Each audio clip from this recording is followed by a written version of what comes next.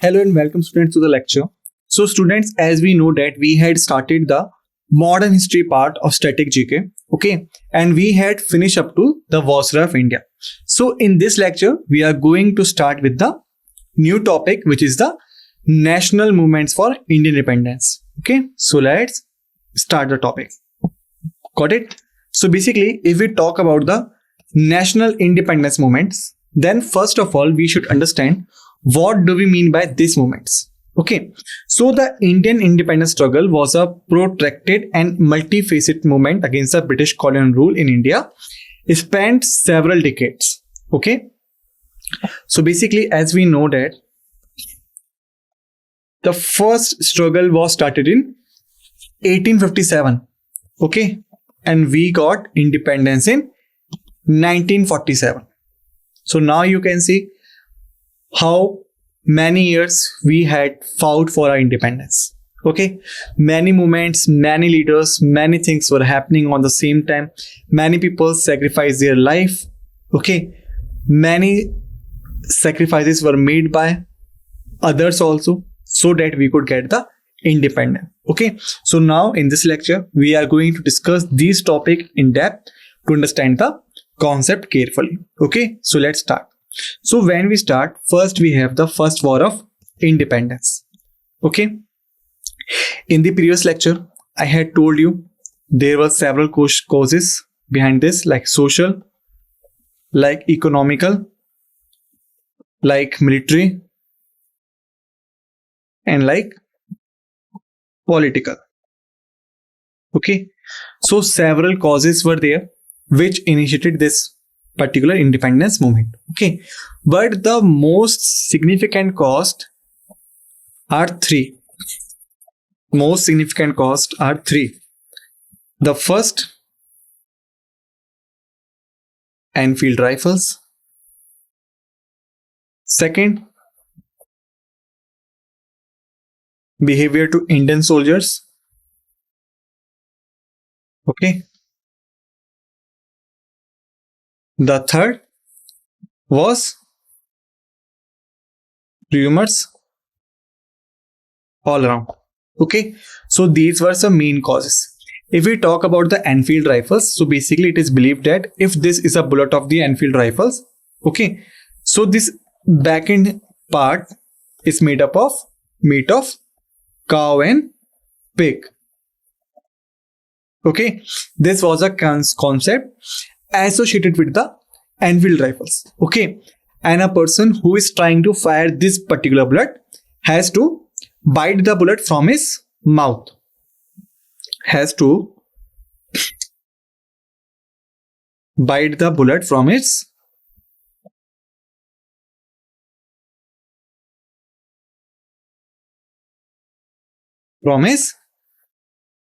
mouth. Okay, and this was unholy, unreligious for both Hindu and Muslim soldiers. Okay, so this was not so good for the Hindu and the Muslim soldiers. This was the first cause. Okay, the second was behavior to Indian soldiers. Basically, it is said that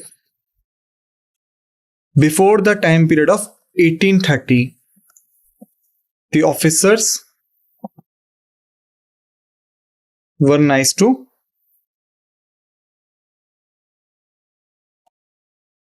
Indian soldiers. Okay, the officers before 1830 was very nice to the Indian soldiers, but after 1830 their behavior with Indian soldiers was rude, abusive, and even racialized. Okay, so it means that if there are two persons or two soldiers, one is European or British basically, and one is Indian, then this one will get preference in every condition and this one will be neglecting by the authorities. Okay, so this caused the distress among the Indian soldiers. Okay, the third was rumors all around. Basically, it was rumored that the Britishers were planning to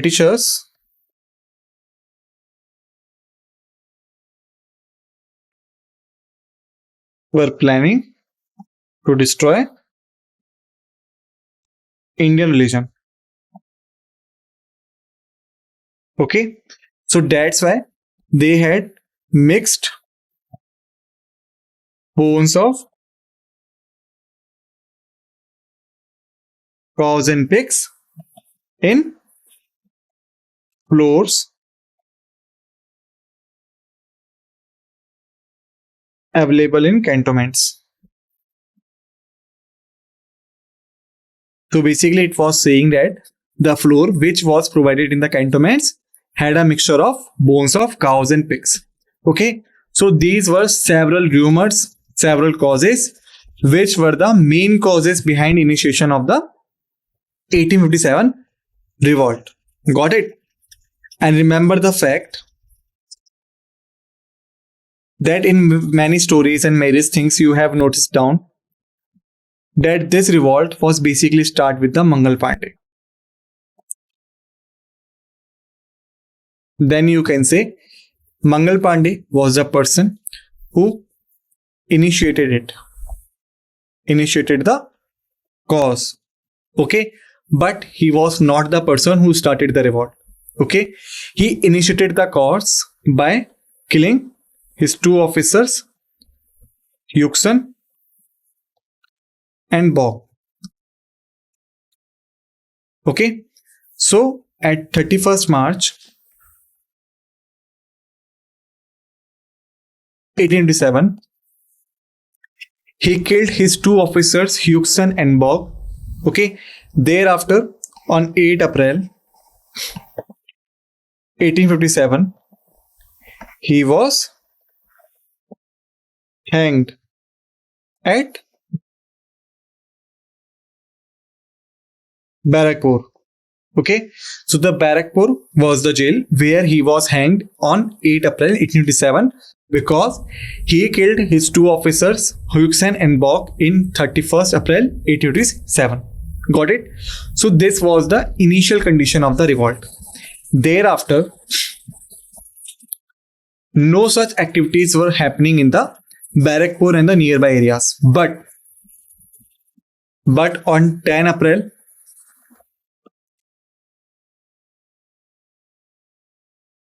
1887, in Meerut, several soldiers were punished, okay, for not using this gun, Enfield rifle basically. Okay, this causes the distress amongst the Indian soldiers and they started the revolt. So the main revolt was started on 10th April 1887, not at Barakpur but in Meerut by the soldiers. Got it? And on 11th April 1887,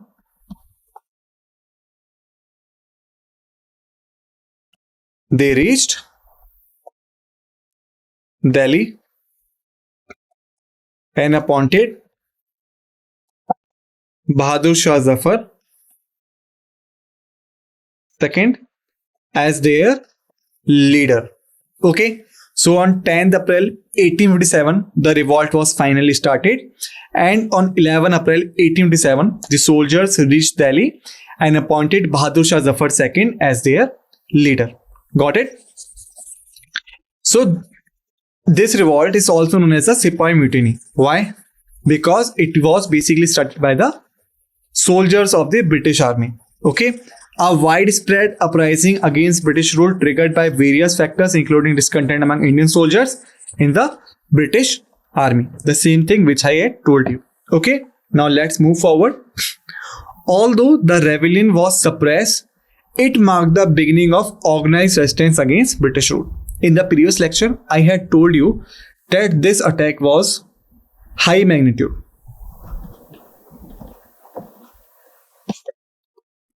Whether the soldier, the farmers, the common man, the rulers, the artisans, okay, all were fighting against the Britishers. So that's why it was of the high magnitude attack. Because of this, we know the government structure of India was changed from Governor General of India to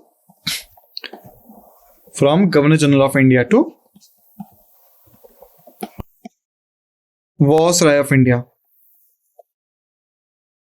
Okay, so now you could understand what was the magnitude of this attack, and this was also known as First War of Independence in India. Okay, so it is your another question.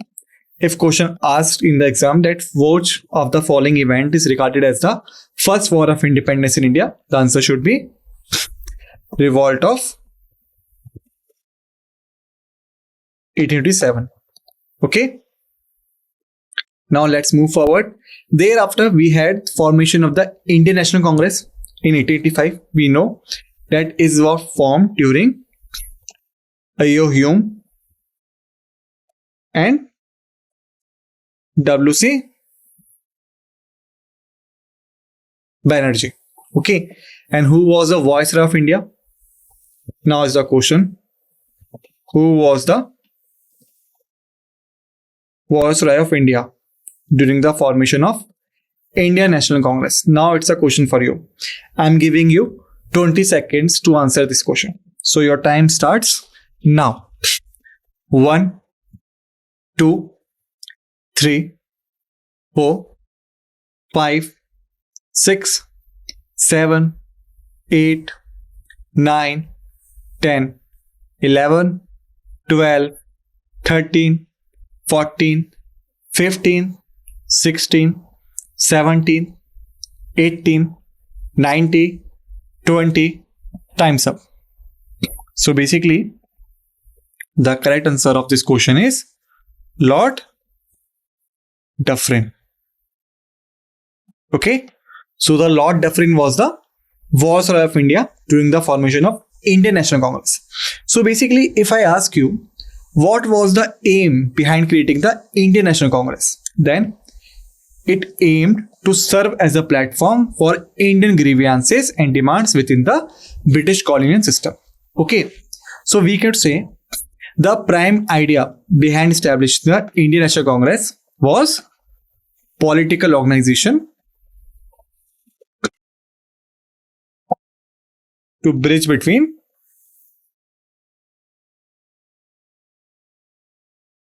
Indians and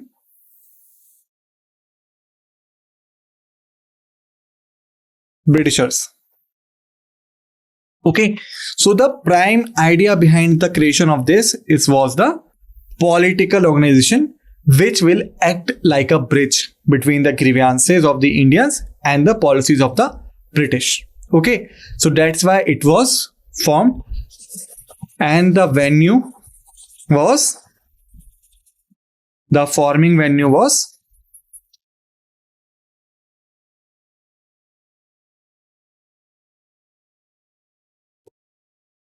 Gokuldas Tejpal Sanskrit College, Bombay. Okay, so that was the venue. Now let's move forward. Now we had the partition of Bengal. Okay, now we had the partition of Bengal. So it was the time period of 1905 when Lord Curzon was the Viceroy of India. Okay, and then what he decided? He decided to divide the Bengal into two phases. First is West Bengal, second is East Bengal. Okay, and there was more of the division on the religious basis.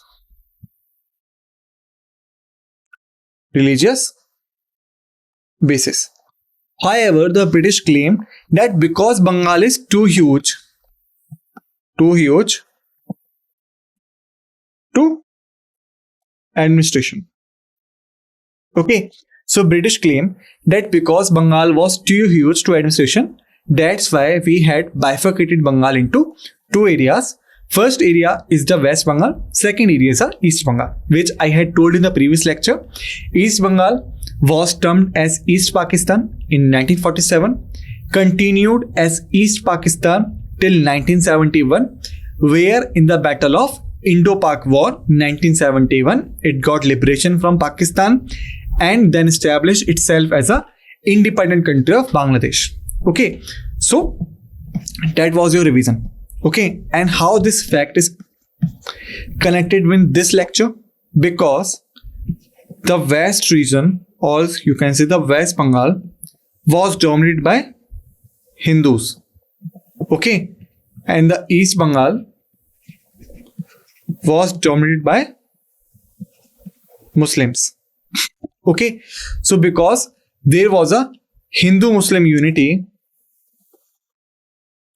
in the Bengal portion, and the people of Bengal were basically focusing on the British policies, like what they are doing in our country, how they are suppressing us.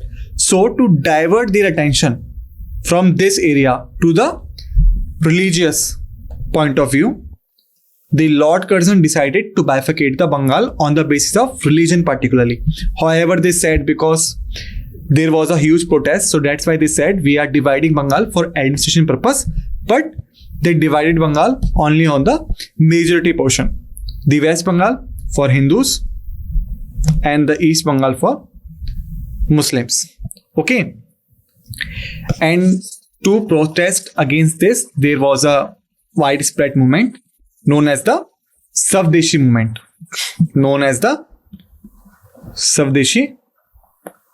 movement. In which British goods were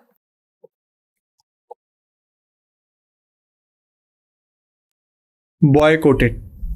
Okay, so this was the huge protest organized by the Indians against the decision of partition of Bengal in 1905.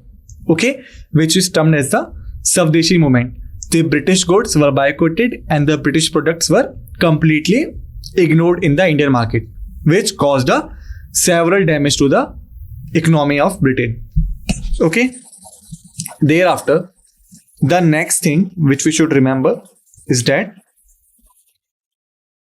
there was a person whose name was Lord Hardinge II. There was a person whose name was Lord Hardinge II. What was happening during his time? Grand Delhi Darbar was organized. Okay, so during Lord Hardinge II, Grand Delhi Darbar was organized, in which two things were happen. First, capital shifted from Kolkata to New Delhi, or Delhi basically, not New Delhi, to Delhi or Delhi. Second, partition of Bengal was restored. Okay, so the two great decisions were taken during the Grand Delhi Darbar. First, the capital was shifted from Calcutta to Delhi. Second, partition of Bengal was restored. Now the question is, if the partition of Bengal was restored in the 1911 during Lord Hardinge II, then how the East Bengal formulated as a East Pakistan?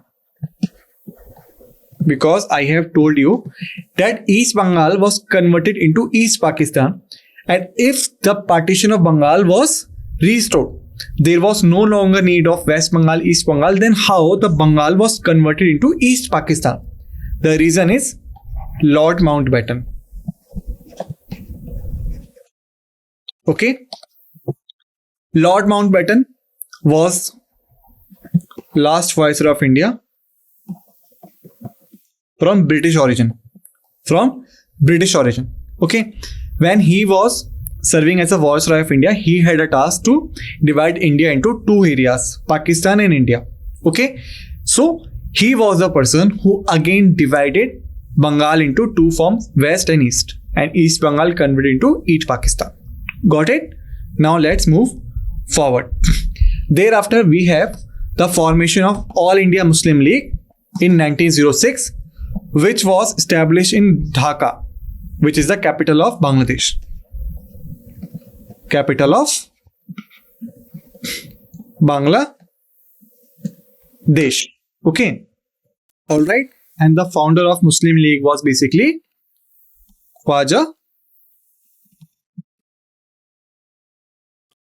Salimullah. Okay. Khwaja Salimullah was the person who founded the All India Muslim League in 1906 at Dhaka, which is the capital of Bangladesh today. Okay. And Muhammad Ali Jinnah,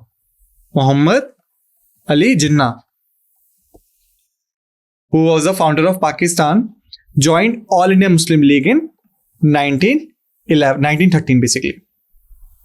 So it was the year of 1913 when Muhammad Ali Jinnah joined All India Muslim League, which was founded by Khwaja Salimullah in 1906 at Dhaka, capital of Bangladesh. Okay.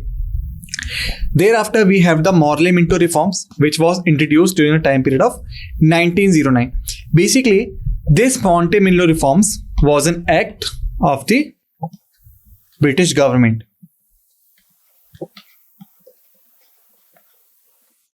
In India. Okay, so you can say it was a act of British government in India. Okay, and this was very controversial act because this set of separate electorate of Hindu and Muslims.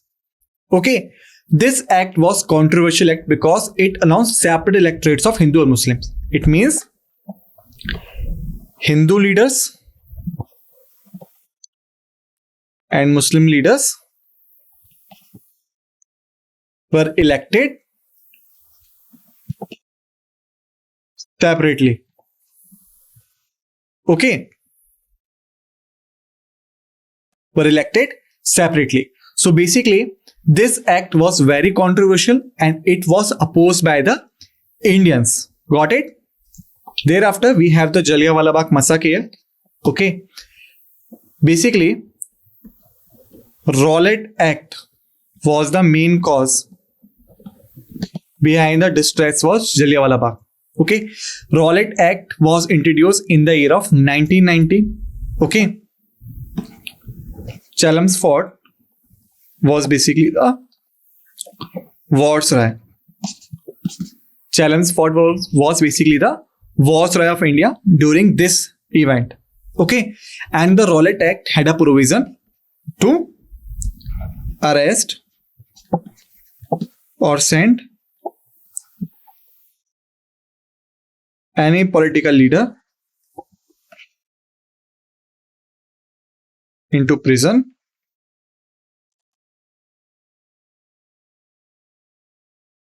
without any trial.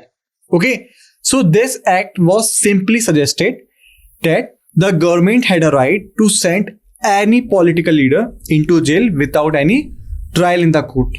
Okay, so suppose if you are the person and these are the police persons, they could arrest you, send you to the jail, and you do not have any right to defend yourself in the court. So that was the provisions of Rowlatt Act. So to oppose this act,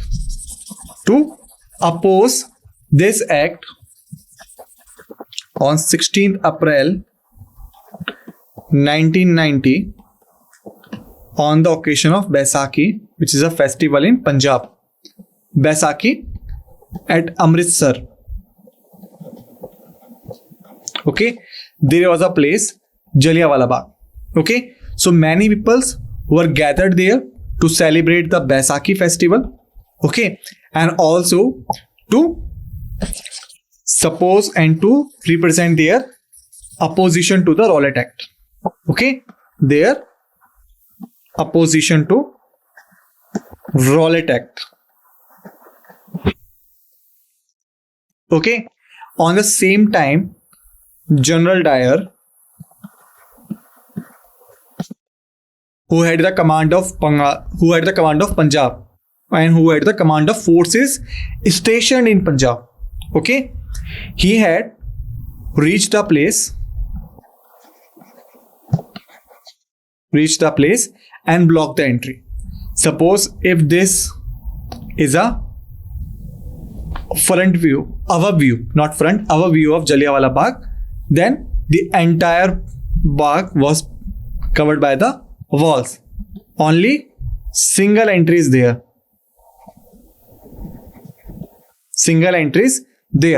So General Dyer reached the place and sees the single entry of the place.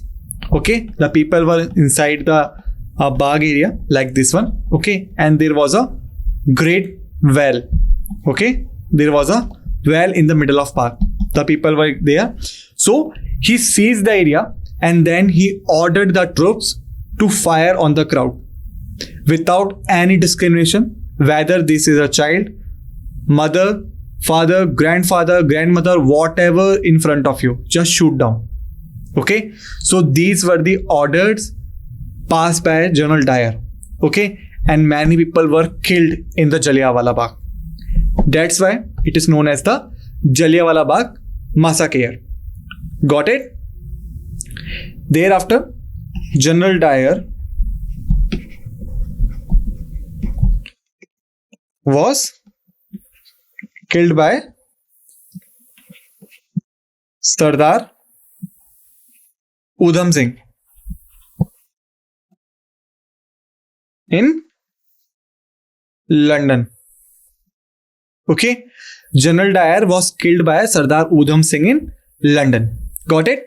So this is about the Jallianwala Bagh massacre. Okay, so students, in this lecture we had finished about the some events of National Independence Movement. In the next lecture we will continue with the same topic with some more facts and figures. Till then, revise all the facts so that you will be able to continue with the upcoming facts. Okay, till then, thank you.